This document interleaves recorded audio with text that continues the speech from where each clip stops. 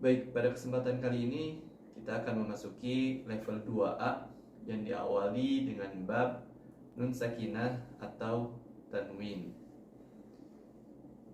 Biasakan sebelum mengajar, sampaikan kepada peserta apa yang akan kita pelajari, atau sampaikan definisi bab tersebut.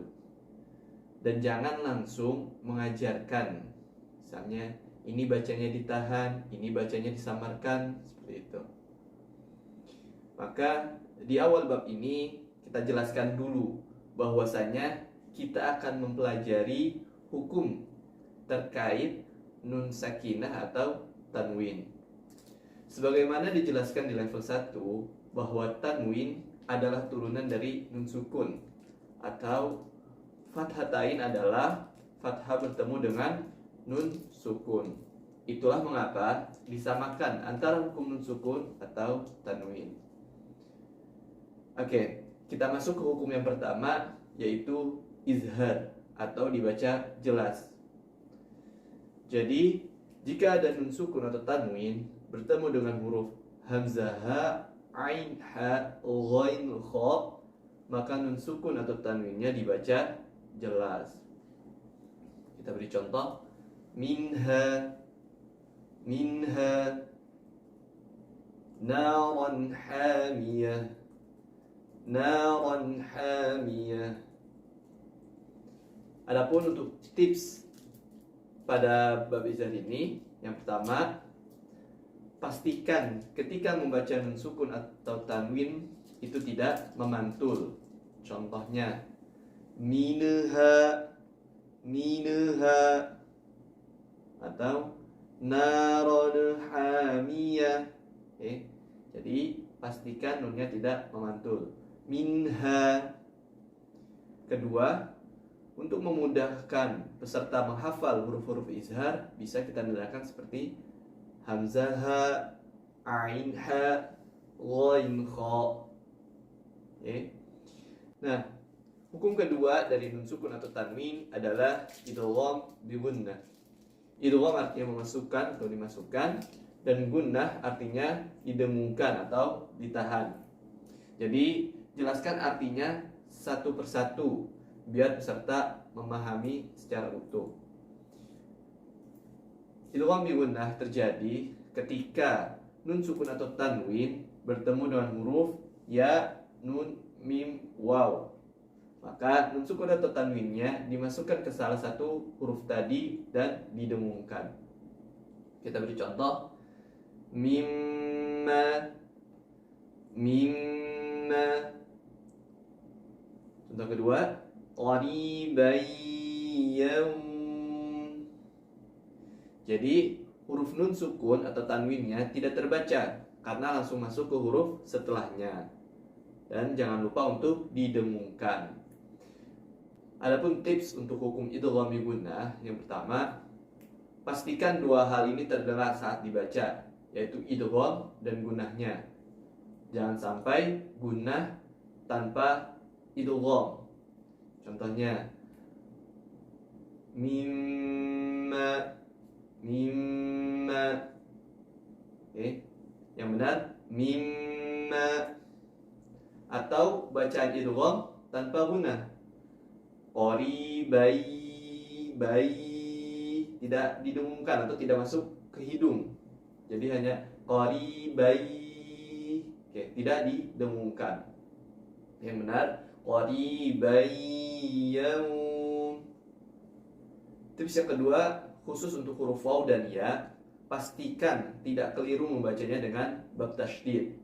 Contohnya tadi ya, jangan sampai dibaca qaribai yaum, qaribai yaum. Sedangkan yang benar bacanya adalah qaribai yaum. Jadi jangan sampai ketika memasukkan huruf ya atau waw itu dihentakkan atau ditekan. Tips terakhir untuk idgham bi gunnah, agar peserta mudah menghafal huruf-huruf dari idgham bi gunnah, bisa kita singkat dengan yanmu atau ya, nun, mim, waw. Lalu hukum berikutnya yaitu idgham bila gunnah.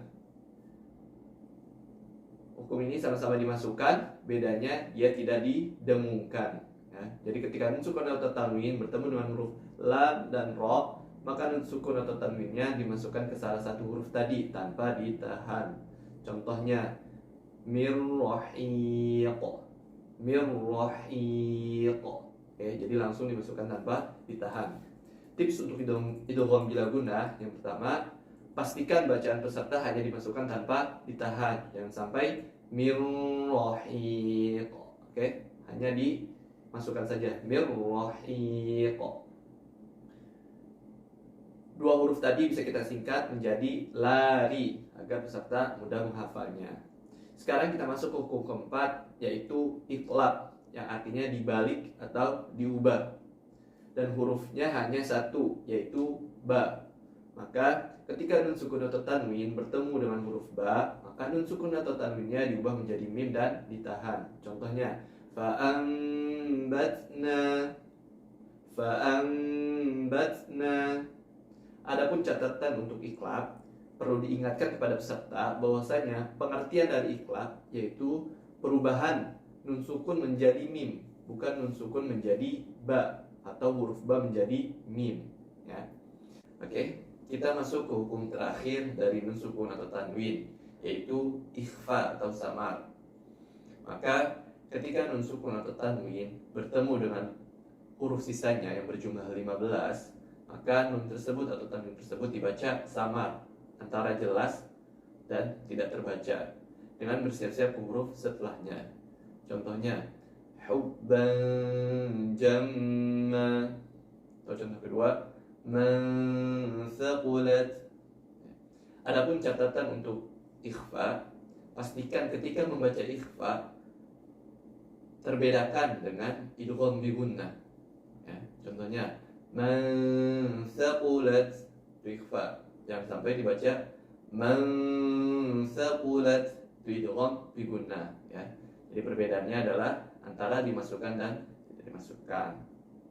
Hanya disamarkan saja, tidak dimasukkan ke huruf setelahnya. Oke. Jadi nun sukun atau tanwin ada 5 hukum, ya. Yang pertama izhar, kedua idgham bi gunnah, ketiga idgham bila gunnah, yang keempat iqlab, yang kelima ikhfa.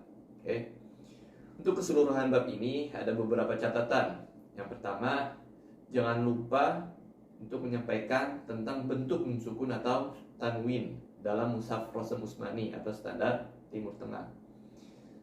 Ketika izhar, nun tersebut terdapat tanda sukun, ya, dan tanwinnya sejajar. Bisa lihat di contoh tersebut. Sedangkan ketika idgham dan ikhfa, nunnya tidak berharokat dan tanwinnya tidak sejajar. Sedangkan ketika iqlab, terdapat huruf mim pada nun tersebut, atau satu garis tanwin diubah menjadi huruf mim, ya. Diperhatikan bentuk nun sukun atau tanwinnya. Oke. Dan perlu hati-hati, jangan sampai peserta keliru melihat huruf mim pada hukum iqlab dengan mim tanda waqaf. Yang kedua, pada saat latihan minta peserta untuk menggarisbawahi bacaan yang terdapat hukum, ya. Fokuskan peserta untuk melihat nun sukun atau tanwinnya. Insya Allah ini membantu peserta untuk memahami dan terhadap hukum nun sukun atau tanwin. Yang ketiga, sebutkan nama hukumnya tadi, ya, izhar sampai ikhfa tadi disebutkan, dan cara bacanya. Dan yang terakhir, usahakan peserta hafal hukum dan huruf-hurufnya, karena ini akan sangat membantu. Sekian.